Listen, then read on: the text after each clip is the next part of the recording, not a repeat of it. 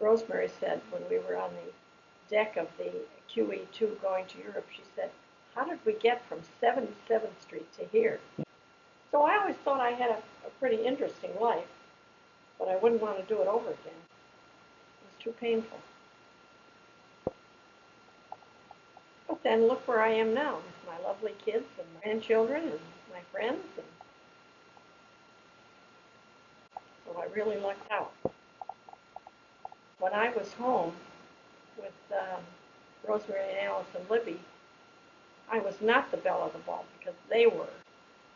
On a Friday night, Alice would have 6 phone calls asking for a date. I'd be lucky if I had one. Alice had to go to fresh air camp because she couldn't gain any weight, and she did thrive in the fresh air camp. She was gone for about 3 months, and when she came home, I didn't even recognize her. She had done so well. But she's the one that taught me about the facts of life, and I thought, what? But that's how I learned. Religion was a very different, Jim had a different slant on it than I did. He'd always gone to Catholic schools, where I had gone to public schools. And he was sort of indoctrinated with this sort of an institutional mentality, or institutional loyalty, which I didn't have, and neither did my father. He used to drive us into St. Gregory's Church in the next village, in Lyndhurst, from Lyndhurst, and sit in the car and read the Sunday paper until we came out, and then he'd drive us home. And when I knew that I had to leave home, I wrote a letter to Mary Irene and said, I'm thinking of going to live in Chicago. I think I've got a job offer there, and I did have one. And Mary Irene had just said, do you have a place for somebody to stay for a couple of months while she looks for a job? It was a really beautiful building. It had been a mansion with a cherry fireplace, carved cherry, I think. So I was traveling back and forth to Cleveland many weekends because I was still going out with Bob Huppengarter, who was my Cleveland boyfriend. I was in bad shape. Alice said, do you have to go? And I said, if I don't go, I'll die. So they were glad to have Margaret O'Dwyer and me, because we had actual money and jobs and salaries. So every week we bought the groceries. And we went to that. She asked me if I wanted to go to this wedding reception. I said, sure. And that's where I met your dad. Could have been Margaret. Yes, it was, because the bride was a friend of hers. Yeah, Joe, Mo and Joe lived at the corner of, or near the corner of Ashland and Montrose. And there were a couple of gray stone houses there. And a couple of the neighbors opened their fences so that there could be a big wedding reception on 3 lots. And he called me up, and I said later to him, when we were on our first or second date, how did you happen to find my phone number? He said, I'm very perspicacious. And the day I moved out was my wedding day. Well, I was not very good at parenting, since I didn't have any great role model. But John was just the cutest, prettiest, smartest little kid. And my mother-in-law was daffy over him. When Jim and I got engaged, she had a tea for me where I poured, and all of her friends came to meet me. And it was very fancy with a silver teapot and china and little cakes, and this is how you did it in River Forest. And it was fancy. I made a special dress for it. I remember to this day. It was blue shantung, pale blue, with a bias cuff across here. It was just a darling dress. But I made all my clothes then. I happened to have a new sewing machine because your dad worked for Sears. My first purchase of a sewing machine. And I was very excited about it. And it came and it had a scratch on the top. And I called up Sears and they were going to do something and they never did. And finally, Jim wrote a letter. He knew who to write to because he worked for Sears in the management training program, which was hard to get into. And your dad really wasn't a management training. That was not his thing. He wanted to write poetry and read literature. Anyway, he wrote a letter, and by gum, the next day I got a new sewing machine. So I was the breadwinner, and I got up and made breakfast and then went off to work and came home and made supper and so forth. And I made supper one night, and we ate, and we didn't do the dishes.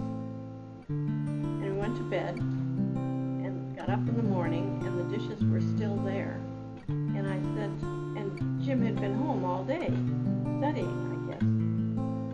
And I said, well, how come you didn't, while you were here, clear the table? And said, but honey, that's your job.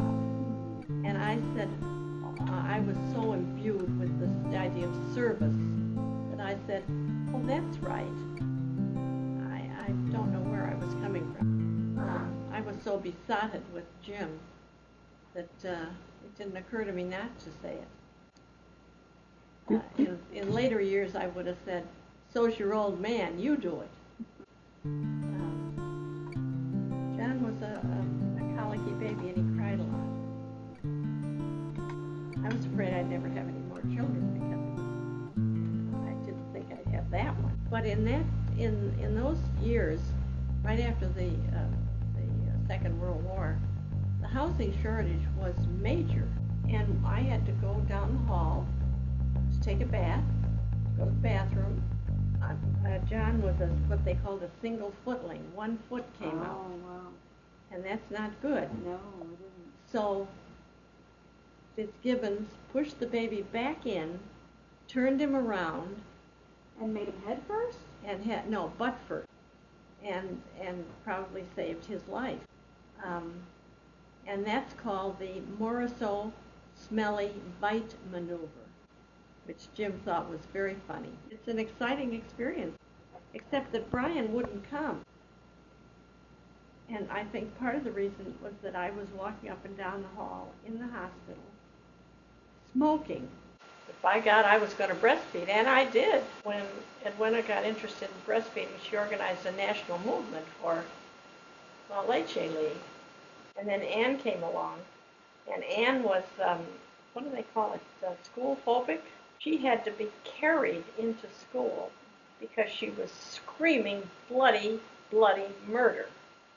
And then Brian he was just a darling kid with his big brown eyes, good-natured, and he used to want to,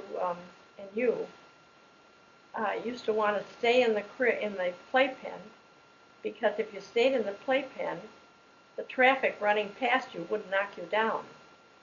It was safer in the playpen. We had a family night. Every Friday night we had Cracker Jack and Tootsie Pops. And we played a table game, like Chutes and Ladders. Family night was fun. The problem was that every time Michael lost, he cried. And his brothers didn't like that, because that meant that we stopped the game and soothed Michael. Well, Patrick used to put his pants on sideways, because I have pictures of him, where the center seam of the pants was over at the hip someplace when I went from Cleveland to Chicago. And I interviewed, and I turned down the Bettelheim job. Working in a hospital sort of intrigued me. So I took the job with Virginia Kenny at $150 a week. And I was assigned to the tumor clinic and the diabetic clinic. And I loved medical social work. I got the job at Travelers Aid after I left after I left Arnie Hospital. We used to meet the refugee trains down at LaSalle Street Station. Well, I was scared stiff talking to Aaron's class because I couldn't bring any notes because I couldn't read them. And Aaron's friends think that, and Adam's friends, because he's heard the story, think that I am so cool. Here's this really old lady, and she's talking about workers' rights, but they think I'm cool. And when a 17-year-old thinks an 87-year-old is cool, that's a compliment. And I wasn't a great imaginative cook. I bought 64 chickens once because they were 29 cents a pound. And of course, I had a big freezer, and I was trying to make do on your father's small income. And I cut them up and cooked them in the Nesco roaster. Ann said one day, this was many years later, she said, could we have something besides chicken? But I certainly thought I had a story to tell because of the poverty that we had and the abuse. But I never wanted to talk about the abuse because I was always ashamed of it. I don't know why, and that's the problem with people who are abused. Feel as if they're ashamed because there must be something that they're doing that's making this abuse. So Eileen Hogan and Rosemary Smith never knew about this, though they were my best friends. But tell me what she said when it was really, really cold out. She said, don't forget the poor people tonight. And it has never left me. Every time it's really cold, I think of the poor people. And we were poor people.